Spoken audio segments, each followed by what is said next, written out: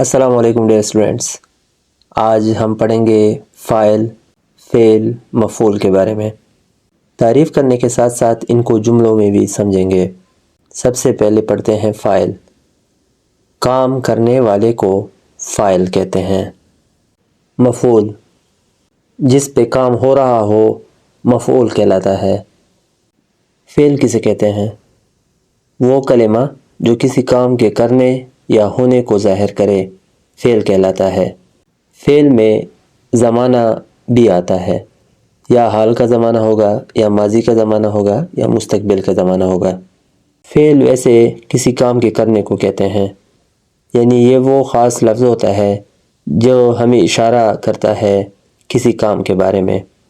فاعل کو انگلش میں سبجیکٹ کہتے ہیں، مفعول کو انگلش میں آبجیکٹ کہتے ہیں، اور فعل کو انگلش میں ورب کہتے ہیں۔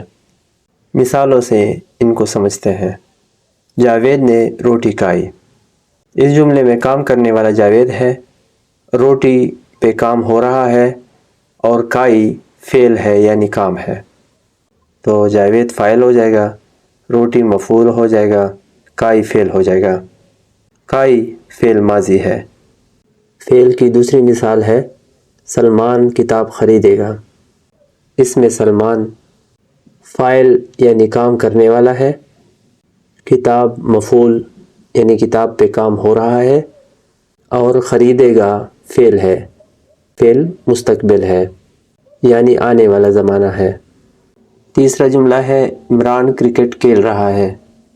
اس جملے میں کام کرنے والا عمران ہے تو عمران فاعل ہو جائے گا، کرکٹ پہ کام ہو رہا ہے تو کرکٹ مفعول ہو جائے گا۔ اس جملے میں کھیل رہا ہے فعل ہو جائے گا کہ کھیلنا ایک کام ہے۔ ایک اور مثال ہے میں گھر گیا تھا۔ اس جملے میں کام کرنے والا کون ہے؟ میں، تو میں فاعل ہو جائے گا۔ میں کہاں گیا تھا؟ گھر گیا تھا، تو کام کس چیز پہ ہو رہا ہے؟ گھر پہ، تو گھر ہو جائے گا مفعول۔ اس جملے میں کام کون سا ہوا ہے؟ جانے کا کام ہوا ہے، یعنی گیا تھا اس میں فعل ہو جائے گا۔